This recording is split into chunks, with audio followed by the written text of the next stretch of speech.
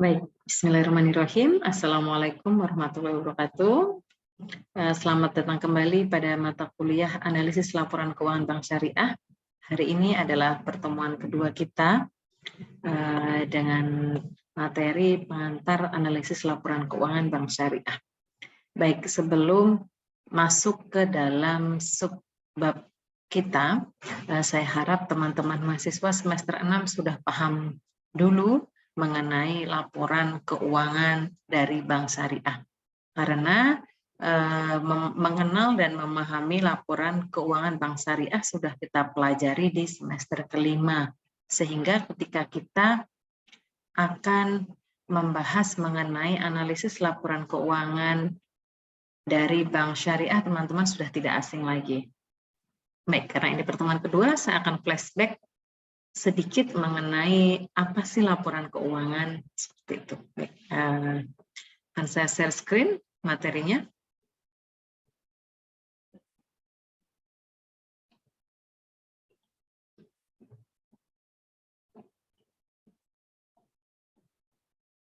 Baik, saya mulai untuk materi hari ini pada mata kuliah analisis laporan keuangan bank syariah.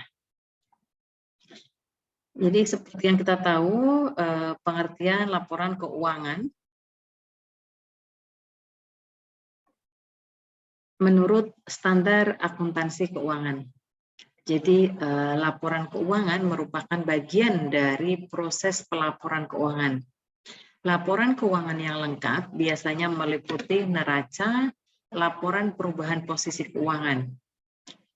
Jadi yang ada pada laporan perubahan posisi keuangan ini dapat disajikan dalam berbagai cara, misalkan sebagai laporan arus kas, lalu laporan arus dana. Selanjutnya adalah catatan, juga termasuk schedule dan informasi tambahan yang berkaitan dengan laporan tersebut. Misal informasi keuangan segmen industri dan geografis serta pengungkapan pengaruh perubahan harga.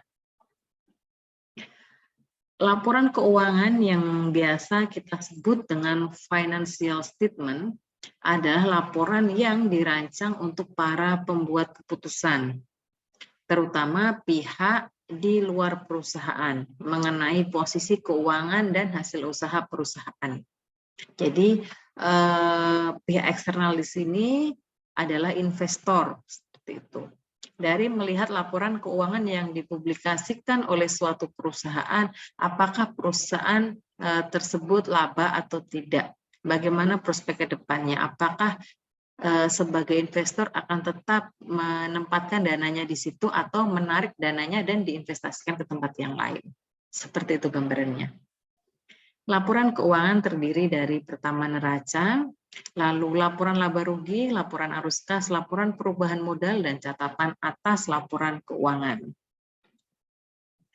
Secara umum, laporan keuangan terdiri dari yang pertama neraca, di mana neraca ini menginformasikan posisi keuangan pada saat tertentu, yang tercermin pada berapa jumlah harta yang dimiliki, berapa jumlah kewajiban atau utang yang dimiliki, dan berapa modal yang dimiliki. Perhitungan laba rugi menginformasikan hasil usaha perusahaan dalam suatu periode tertentu, katakan 1 tahun seperti itu. Lalu laporan perubahan modal menginformasikan perubahan ekuitas perusahaan sebagai akibat dari operasi perusahaan dan transaksi dengan pemilik dalam suatu periode tertentu. Laporan arus kas menginformasikan perubahan dalam posisi keuangan sebagai akibat dari kegiatan usaha, pembelanjaan, dan investasi selama periode yang bersangkutan. Dan catatan atas laporan keuangan menginformasikan kebijaksanaan akuntansi yang mempengaruhi posisi keuangan dari hasil keuangan perusahaan. Setelah melakukan usaha dan sebagainya, setelah ada transaksi dan sebagainya, bagaimana kegiatan tersebut mempengaruhi posisi keuangan perusahaan. Lalu tujuan dari laporan keuangan, yang pertama menurut standar akuntan keuangan, ini dikeluarkan oleh IAI, Ikatan Akuntan Indonesia. Tujuan laporan keuangan adalah menyediakan informasi yang menyangkut posisi keuangan, kinerja, serta perubahan posisi keuangan suatu perusahaan yang bermanfaat bagi sejumlah besar pemakai dalam pengambilan keputusan. Untuk tujuan dari laporan keuangan ini dapat digunakan pihak internal, manajemen, maupun pihak eksternal atau investor. Laporan keuangan yang disusun untuk tujuan ini memenuhi kebutuhan bersama sebagian besar pemakai. Jadi dari laporan itu kebutuhan informasi apa yang diinginkan, laba rugi, neracanya bagaimana. Nah, jadi memang laporan keuangan ini menyajikan kebutuhan yang digunakan oleh sebagian besar penggunanya. Namun demikian, laporan keuangan tidak menyediakan semua informasi yang mungkin dibutuhkan pemakai dalam pengambil keputusan ekonomi, karena secara umum menggambarkan pengaruh keuangan dan kejadian di masa lalu, dan tidak diwajibkan untuk menyediakan informasi non-keuangan. Nah, ini mungkin ada kaitannya, bukan mungkin ya, ini berkaitan dengan mata kuliah kita semester lalu mengenai akuntansi manajemen. Jadi bagaimana akuntansi manajemen, bagaimana akuntansi laporan keuangan, seperti itu. Selanjutnya adalah laporan keuangan juga menunjukkan apa yang telah dilakukan manajemen atau pertanggungjawaban manajemen atas sumber daya yang dipercayakan padanya. Sumber daya di sini apa? Dana. Jadi bagaimana manajemen tersebut mengelola dana sehingga akan didapatkan laba atau rugi, bagaimana cash flow-nya, bagaimana arus kasnya, dan sebagainya. Pemakai yang ingin melihat apa yang telah dilakukan atau dipertanggungjawabkan manajemen berbuat demikian agar mereka dapat membuat keputusan ekonomi. Keputusan ini mencakup misalnya keputusan untuk menahan atau untuk menjual investasi mereka dalam perusahaan, atau keputusan untuk mengangkat kembali dan mengganti manajemen. Jadi ketika terjadi penurunan tren penjualan, saya contohkan perusahaan dagang gitu ya.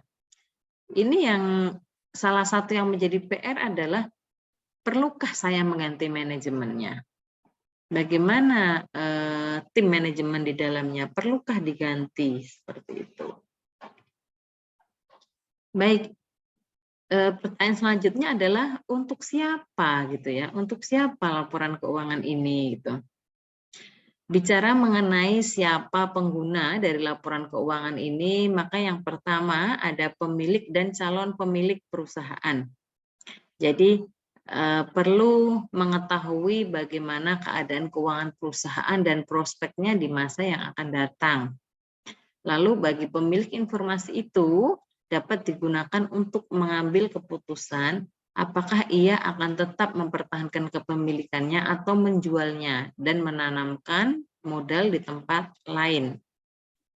Jadi bisa saya contohkan, kalau Alfiansyah adalah seorang investor seperti itu, lalu si Triana dia pemilik usaha, anggap saja dia pemilik usaha konveksi gitu ya, yang udah skalanya PT.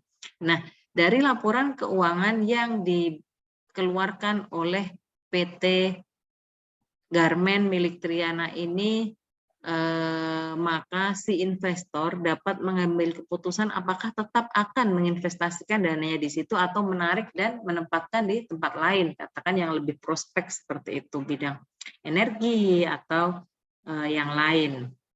Seperti itu gambarannya.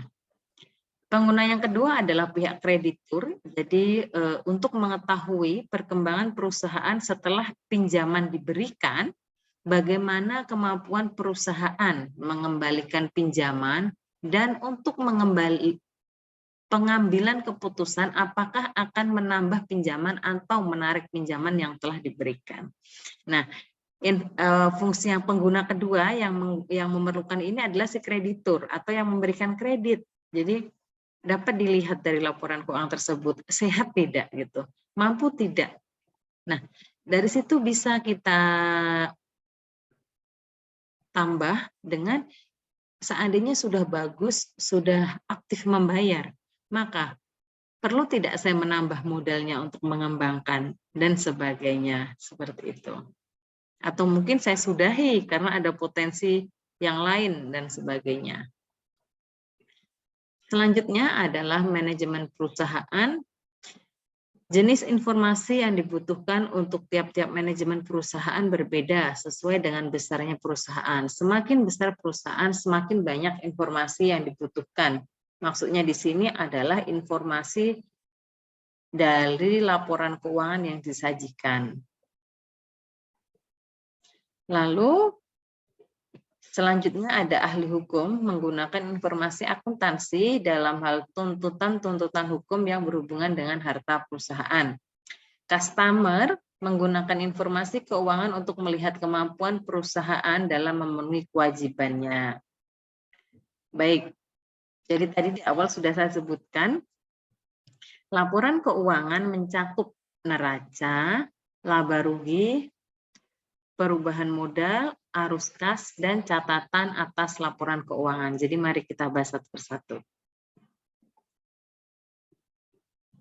Baik, saya ke neraca bank umum dulu. Jadi berdasarkan Undang-Undang Republik Indonesia Nomor 7 Tahun 92 tentang perbankan, pasal 34 menyebutkan setiap bank umum diwajibkan menyampaikan laporan keuangan berupa neraca dan perhitungan laba rugi berdasarkan waktu dan bentuk yang ditetapkan oleh Bank Indonesia.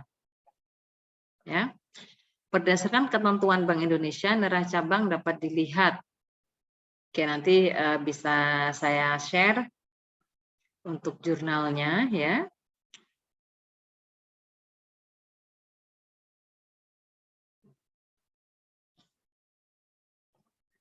Itu untuk materi kita yang neraca. Nah, sekarang saya ada tugas untuk teman-teman mahasiswa. Saya ingin teman-teman mahasiswa memberikan komentar di bawah ya. Apa sih laporan laba rugi, lalu laporan perubahan modal, laporan arus kas, dan catatan atas laporan keuangan. Coba silahkan isi komentar di bawah dan nanti akan saya lihat, saya baca ya. Nanti yang belum tepat atau yang ada keliruan maka akan saya luruskan seperti itu. Baik, saya stop screen. Saya akhiri sedikit pengantar dari saya. Akan kita lanjutkan di pertemuan hari Selasa. Dan untuk 4 poin tadi ada laporan laba rugi, laporan perubahan modal, laporan arus kas, dan catatan atas laporan keuangan. Saya ingin teman-teman mahasiswa komentar di kolom komentar di bawah ini. Saya akhiri, terima kasih. Assalamualaikum warahmatullahi wabarakatuh.